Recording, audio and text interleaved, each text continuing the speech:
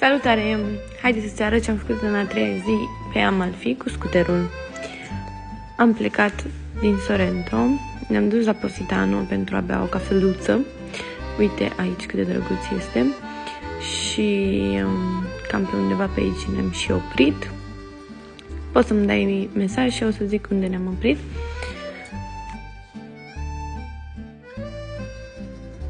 Până să bem o cafeluță, uite ce este de fapt în oraș.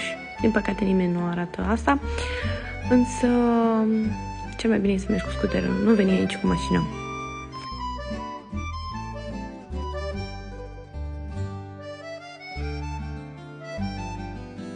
Am ieșit din Positano și ne îndreptăm către Amalfi, este acolo jos.